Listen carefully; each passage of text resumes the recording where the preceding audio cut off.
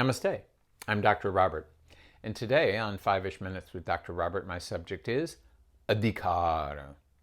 Adhikara is not a completely straightforward word to translate, but basically it means to be fit to do something. If you were Adhikara to, let's say, drive a car, that means you have been instructed, you've been tested, you've been given a license.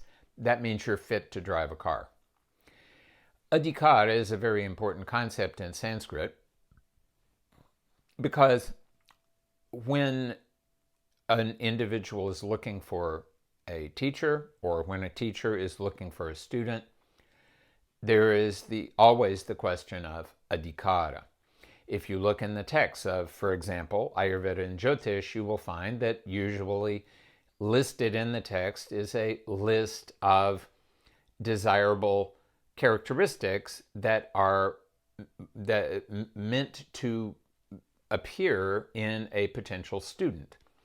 And they sound kind of a lot like the Boy Scout oath: brave, thrifty, clean, reverent, etc. But the idea is that these are all things that should already have been inculcated in the individual before. They're sort of prerequisites before taking on the responsibility of connecting to a vidya and making yourself into a vessel, a vehicle for that vidya. So in the past, this concept of adhikara was one that was very much paid attention to.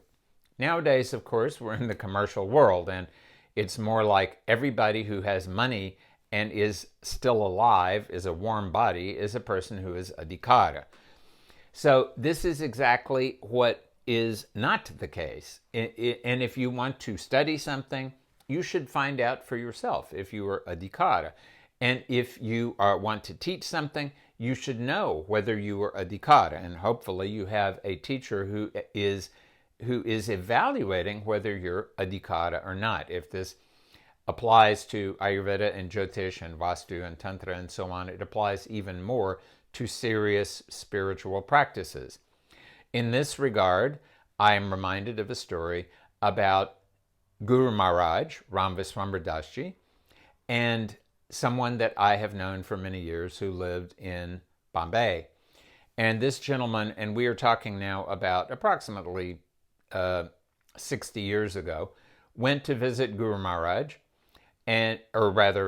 possibly this happened when Guru Maharaj was in Bombay, I don't recall which, but in any event, they were discussing, and this gentleman said, "Oh, Gurudev, I would very much like to become your disciple." And Guru Maharaj, who, it's hard to describe him as blunt because he was blunt, he was beyond blunt. And he said, I believe that is not a good idea.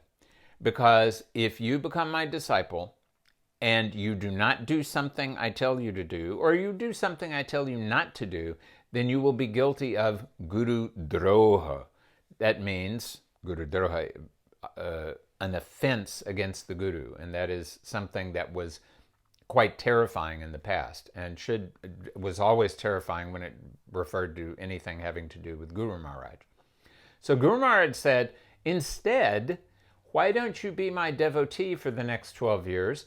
And at the end of that time, we will evaluate again. And at the end of those 12 years, there was not even the question of evaluating again because it had become obvious, definitely to Guru Maharaj, and we would like to think to this guy, but I'm not so sure. It was obvious that he was not adhikara to become Guru Maharaj's disciple. Honestly, there were only extremely few people like Vimalananda who could even have dreamed of seriously of becoming Guru Maharaj's disciple. But the reality is that to become the disciple of any guru is an extremely serious situation, and to take up any serious study of any serious vidya is a matter of great responsibility. And everyone should evaluate himself or herself very carefully to establish the degree of adhikaratva, adhikaraness that we have. This is Dr. Robert saluting all gurus, and all students.